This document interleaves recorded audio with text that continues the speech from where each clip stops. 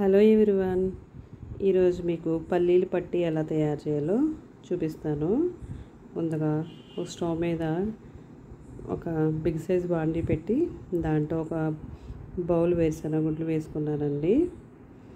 అవి సిమ్లో పెట్టి మెల్లిగా పల్లీలు అనేవి రెడ్ షేడ్ వచ్చే వరకు కూడా ఫ్రై చేసుకోవాలి. నెక్స్ట్ ఫ్రై చేసిన పల్లీల్ని ఒక ప్లేట్లోకి ట్రాన్స్ఫర్ చేసుకోవాలి. పల్లీలు అనేవి కొంచెం చల్లారిన తర్వాత పైన ఉన్న పొట్టుని ఇలా చేతితో రఫ్ చేసుకుంటే ఆ పొట్టు అనేది కంప్లీట్గా పోతుంది.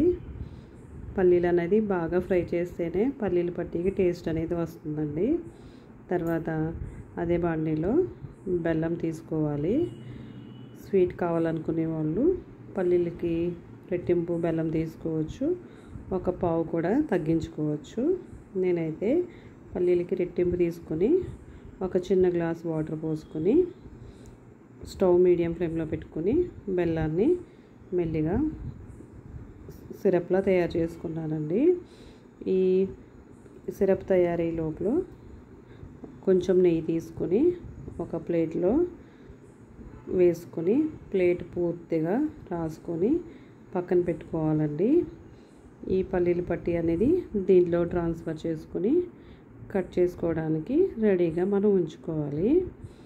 తర్వాత బెల్లం సిరప్ అనేది కొంచెం తీగపాకం కాకుండా గట్టిపాకమే పట్టుకుంటే బాగుంటుందండి. ఇలా మనం వాటర్లో వేస్తే అది మనం చేత్తో పట్టుకున్నప్పుడు జస్ట్ ఉండలా అయినా కొంచెం తీగలా వచ్చినా సరిపోతుందండి. లేత పాకం అయితే వద్దు, కొంచెం ముద్దర పాకమే పట్టుకోవాలి.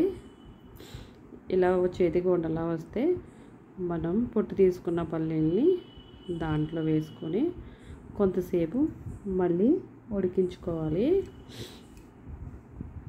పాకం అనేది ఇలా రెడీ అయిన తర్వాత పల్లీలు అనేవి దాంట్లో ట్రాన్స్ఫర్ చేసుకొని మెల్లిగా కలుపుకొని స్టవ్ అనేది సిమ్లో పెట్టుకోవాలండి పల్లీలు వేసిన తర్వాత.